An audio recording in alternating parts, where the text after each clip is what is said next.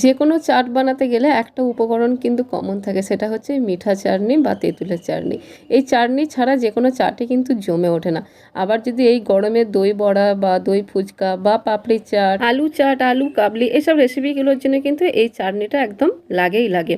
তো এই চাটনিটা যদি বাড়িতেই বানিয়ে রেখে দাও মোটামুটি 6-7 মাস কিন্তু দেখতে হবে না। হ্যাঁ, তবে অবশ্যই কিন্তু এয়ারটাইট কন্টেনারে ফ্রিজে রাখতে হবে। তো প্রথমে পাকা আর পুরাতন তেঁতুল নিয়ে আমি জলে ভিজিয়ে রেখেছি ঘন্টাখানেক। তারপর তেঁতুলের কাতটা বের করে নিয়েছি। তারপর কড়াই সর্ষের তেল আর 5 ফোড়ন দিয়ে পুরো জলটা ঢেলে দিয়েছি। কিছুক্ষণ ফোটার পর ওর মধ্যে দিয়েছি একটু আদার গুঁড়ো, লবণ, হলুদ গুঁড়ো, একটু কাশ্মীরি লঙ্কার গুঁড়ো, শুকনো লঙ্কার গুঁড়ো আর বিট লবণ। তারপর গুড় অ্যাড করেছি 500 গ্রাম। গুড়ের পরিমাণটা বেশি দিয়েছি। তারপর দিয়েছি চিনি 250 গ্রাম। তারপর সমস্ত উপকরণগুলো দিয়ে ভালো করে ফুটিয়ে নিয়েছি যতক্ষণ না এটা ঠিক হয়ে এসেছে। আর দেখতে পাচ্ছ যে থিকটা এসেছে, এটাই কিন্তু পারফেক্ট। কারণ ঠান্ডা হওয়ার পর কিন্তু এটা আরও ঠিক হয়ে যাবে। ঠান্ডা হয়ে গেলে কন্টেনারে রেখে ফ্রিজে রেখে দিতে হবে। ভিডিও ভালো লাগলে লাইক, কমেন্ট, শেয়ার, সাবস্ক্রাইব আর ফলো করে